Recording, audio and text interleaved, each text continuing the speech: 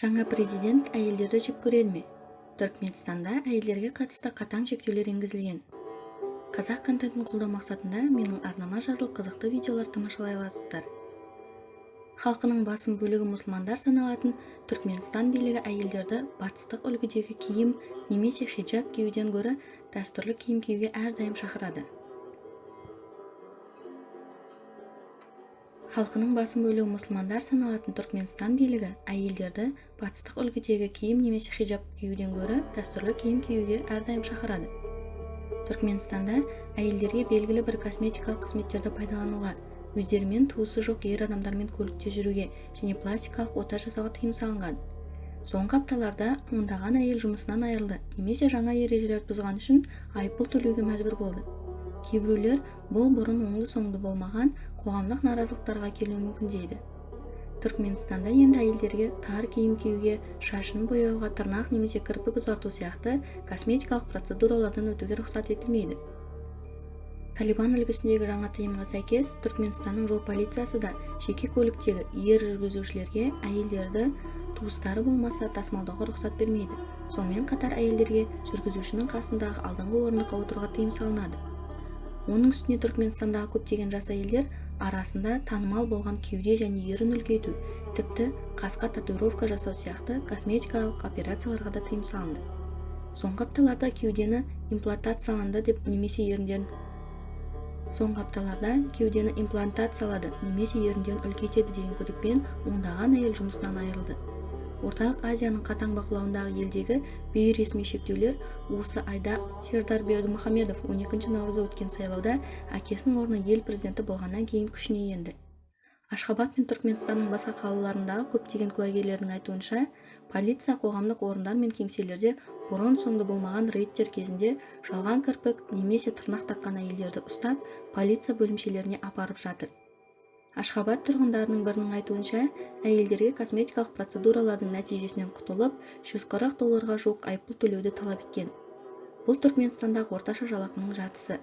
Сонымен қатар полиция қызметкерлері әйелдерді көшеде және қоғамдық көлікте тоқтатып, еріндері косметикалық түрде үлкейгенін тексереді дейді Балқан вилаятының тұрғыны. Полиция әйелдерден еріндері үлкейгенін тексеру үшін бетперделерін шешуді талап етеді, дейді аты-жөнін атамауды қалаған тұрғындардың бірі. Әйелдердің құқықтарын одан ары шектеудің бір бөлігі ретінде үкімет жеке көліктердің ер жүргізушілеріне өздерімен байланысты емес әйелдерді айдауға тыйым салды. Жол полицейлері жолаушы әйел мінген көліктерді тоқтатып, әйелдің жүргізушінің туысы екенін дәлелдеуін талап етті. Балқан аймағында бірнеше адам Азаттық тілшісіне бұдан былай таксиде де, жеке көлікте де әйелдерге жүргізушілердің қасында алдыңғы орындыққа отыруға тыйым салынғанын айтты.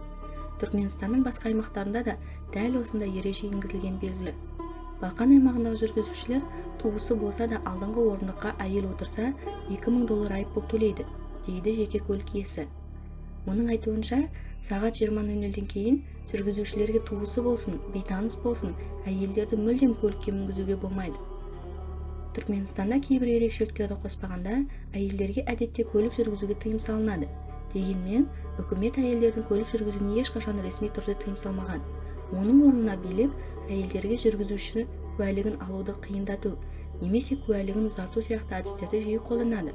Олардың көлік жүргізуіне тиімді кедергі жасайды. Ел бойынша жергілікті билік пен қауіпсіздік күштері енгізген соңғы шектеулер туралы ресми мәлімдеме немесе түсініктеме болған жоқ. Компания қызметкерлері билік пен бизнес басшылары әйелдер киімі, сұлулық рәсімдері және жеке сыртқы келбетіне қатысты жаңа ережелер талқылау үшін арнайы жиналыстар өткізіп жатқанын айтады. Бірақ олар не себепті екенін түсіндіруден немесе тыйым салуды талап ететін құжаттың көшірмесін беруден бас тартып отыр. Мұндай шектеулер қатаң сақталмағанымен бұрында енгізілген. Мұсылмандардың басым көпшілігін құрайтын елдің билігі әйелдерді батыстық үлгідегі киімдер мен исламдық хиджаб киюден аулақ болып, дәстүрлі киім киюге әрдайым шақырады. Дәстүрлі киім тобықтай ұзын, жеңі ұзын, кестелі, көбінесе ашық түсті матадан тігілген көйлектен тұрады. Қыздардың дәстүрлі бас киімі түрлі түсті жіптермен кестеленген бас киім, ал әйелдер жиі бастарына орамал байлайды. Әйелдер жұмыста дәстүрлі киім киіп, ресми кездесулер мен қоғамдық шараларға қатысады. Кейбір әйелдер әлі күнге дейін батыстық үлгідегі киім киеді, дегенмен түркмен әйелдері мини юбка, шорты, жеңсіз көйлек немесе шалбар сияқты тым ашық көрінетін киімдерді кимейді. Сонымен қатар көк джинсы және кез келген тығыз киімдер жаңа тыйымға жатады. Сәуірдің 27-сі күні Мара қаласының тұрғыны Азаттық тілшісіне полицияның джинсы шалбар киген әйелдерді ұстай бастағанын айтты. Полиция оларды суретке түсіріп, хаттама жасап, әйелдерді айыппұл төлеуге мәжбүрлейді, дейді аты-жөнін атамауды сұраған тұрғындардың бірі. Мұндай жағдайлар Ашхабад, Лебаб және Балқан вилаяттарында да тіркелді. Кейбір мемлекеттік қызметкерлердің айтуынша, бюджеттік салада жұмыс істейтін әйелдерге бұл ережені тек жұмыста ғана емес, барлық жерде қоғамдық орындарда сақтау бұйырылған.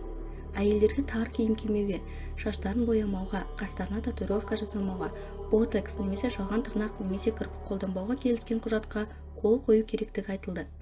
Қағазда басқа да көптеген шектеулер тізімі берілген.